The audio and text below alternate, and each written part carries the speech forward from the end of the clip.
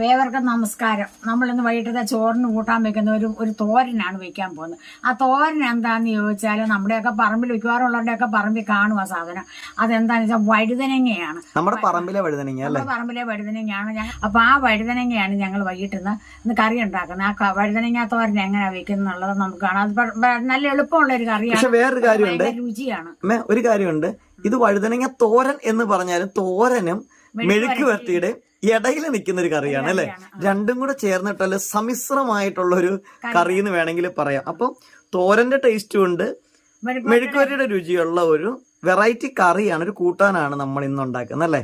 അപ്പൊ നമുക്കൊരു കാര്യം പെട്ടെന്ന് നമ്മളുടെ വഴുതനങ്ങയിലോട്ട് പോകാം. അത് തന്നെ. അപ്പൊ നമ്മുടെ വഴുതനങ്ങ നമ്മൾ നടുവേ കീറിയിട്ട് ഒരു വഴുതനങ്ങ 4ആയിട്ട് കീറി കീറി ഈ മുടിപ്പി നമ്മൾ അരിഞ്ഞത്. അതെ, അത്യാവശ്യം വലിപ്പമുണ്ട്. നമ്മൾ കുരുകുരോന്നല്ല കീറിയത്.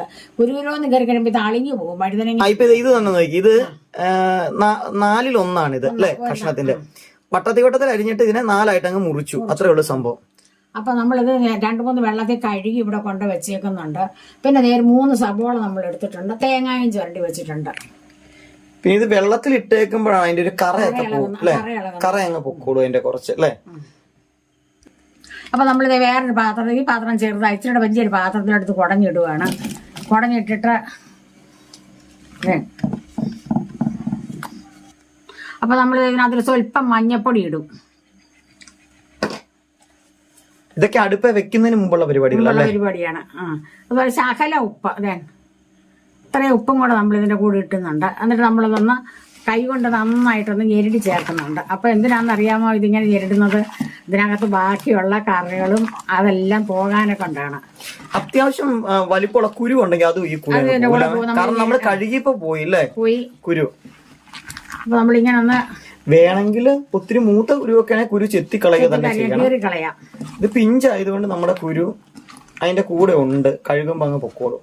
അപ്പൊ നമ്മളിത് ഇങ്ങനെ പൊത്തി വെക്കുവാണ്. ശകലം നേരം ഒരു 5 മിനിറ്റ് ഇങ്ങനെ ഇരിക്കട്ടത്.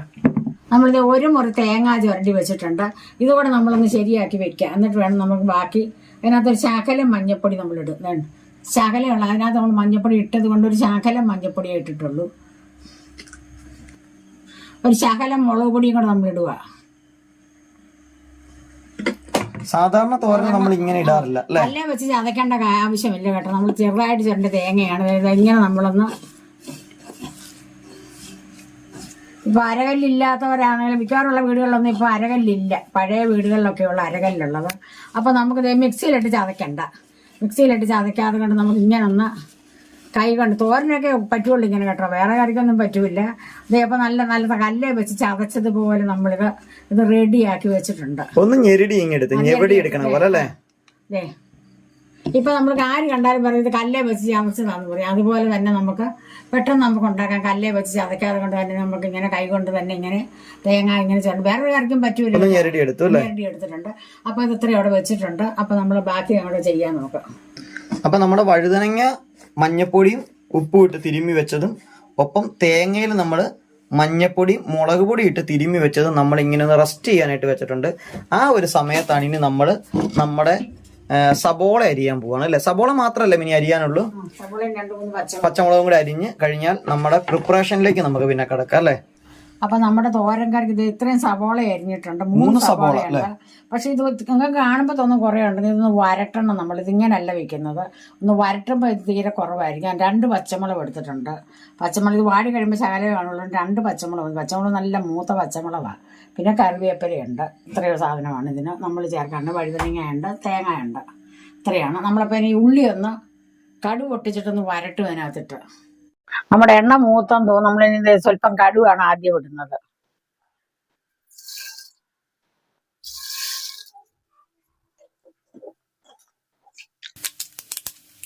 വറ്റൽമുളക് കൊണ്ട് ഇട്ടു. നമ്മള് പിന്നെ കറിവേപ്പിലയും ഇട്ടേക്കാം. ഇതിന് വെച്ചേക്കുന്ന പച്ചമുളക്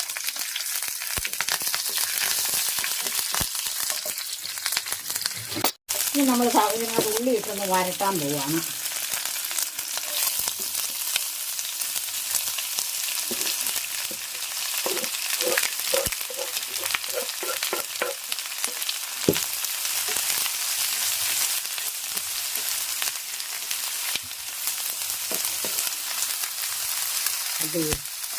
സബോള നമ്മൾ അടുപ്പേ വെച്ചിട്ടുണ്ട്, ഒന്ന് വാടട്ടാ നേരത്തിന് നമുക്കിത് ഉപ്പും മഞ്ഞപ്പൊടി ഇട്ട് വെച്ച് നമുക്കൊന്ന് പിഴിഞ്ഞെടുക്കാം.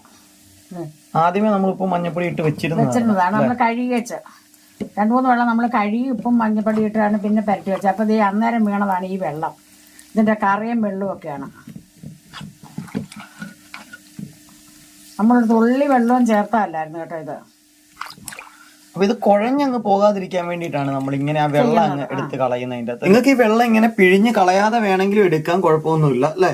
പക്ഷേ നമ്മൾ ഒന്നാമത്തെ കാര്യം ഇങ്ങനെ ഒന്ന് ഞെരടി പിഴിഞ്ഞെടുക്കുന്നതിന്റെ അകത്ത് ആ ഒരു കുരുവൊക്കെ അങ്ങ് പോകാനുള്ളതാണ്.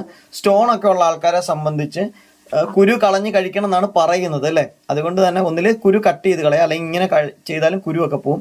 പിന്നെ അതിൻ്റെ അകത്തെ കറയൊക്കെ കണ്ടില്ലേ, അതും കൂടെ ഒന്ന് പോകാനും ഒപ്പം അതിനകത്ത് വെള്ളമയം പോയിട്ട് കുറച്ച് നമുക്ക് ഡ്രൈ ആയിട്ട് കിട്ടാൻ വേണ്ടിയാണ് നമ്മൾ ഇങ്ങനെ ഒന്ന് ചെയ്തത്. അപ്പൊ നമ്മുടെ സബോള വാടിയിട്ടുണ്ട്. അപ്പൊ നമ്മൾ ഇനി ഇതിനകത്തോട്ട് ഈ നമ്മൾ വെച്ചേക്കുന്ന വഴുതനങ്ങയും ഇടുവാണ്.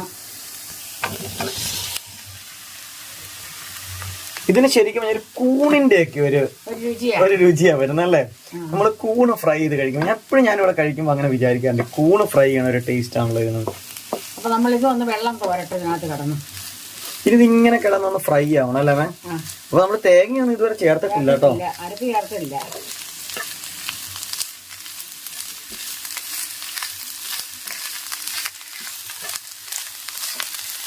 ഉപ്പ് നമ്മൾ ശകലം ചേർക്കണം, പക്ഷെ ഇപ്പൊ ഉപ്പിടുമ്പോ ഇതെല്ലാം കൂടെ കുഴയും.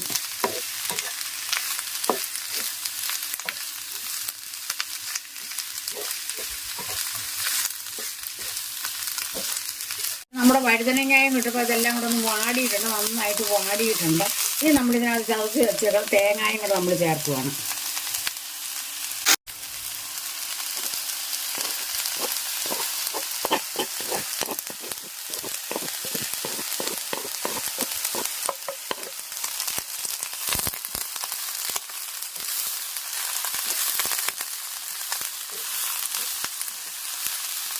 ഇനി ലേശം ഉപ്പ് കൂടെ നമ്മൾ ചേർക്കേണ്ടി വരും ഇതിന്റെ അകത്ത് അല്ലേ. ചേർക്കേണ്ടി വരും, നമ്മൾ പിരിഞ്ഞില്ലേ. അപ്പൊ നമ്മുടെ ഉപ്പങ്ങ് പോയി അതിന്റെ അകത്തുനിന്നല്ലേ. വെള്ളം പോകാൻ വേണ്ടിയിട്ടാണ് സത്യത്തില് ഇച്ചിരി ഉപ്പും മഞ്ഞപ്പൊടിയും ഇട്ടത് അല്ലേ. അതിന്റെ കറി അങ്ങ് പോകാനൊക്കെ ഉണ്ട്. ഇത്ര ഉപ്പ് ശരിയായിട്ട് മൂത്തിട്ടുണ്ട്. നമ്മളപ്പോ ഇത്ര ഉപ്പ് ഇച്ചിരി ഉപ്പിന്റെ കുറവുണ്ട്. അപ്പൊ നമ്മൾ സ്വല്പം ഉപ്പ് ഇതിനകത്ത് ചേർക്കുവാണ്.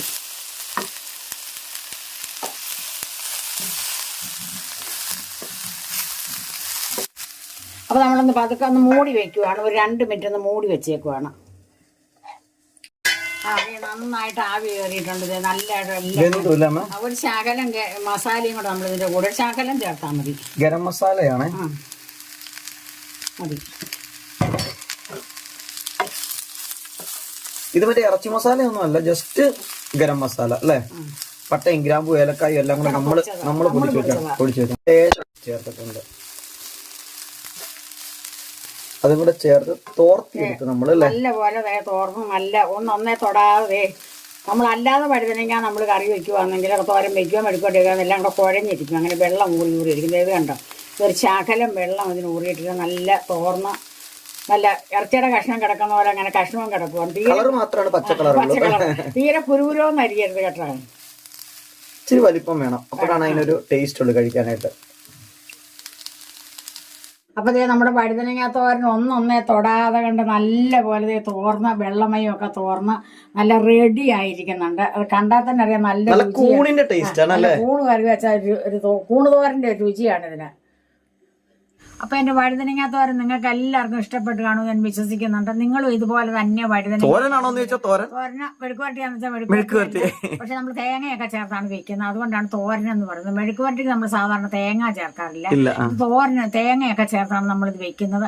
അപ്പൊ നിങ്ങൾക്ക് എല്ലാവർക്കും എന്റെ ഈ വഴുതനങ്ങ തോരൻ ഇഷ്ടപ്പെട്ടെന്ന് ഞാൻ വിശ്വസിക്കുന്നുണ്ട്. അടുത്തൊരു വീഡിയോ ആയി വരുന്നത് വരെ നിങ്ങൾക്ക് എല്ലാവർക്കും എന്റെ നന്ദി, നമസ്കാരം.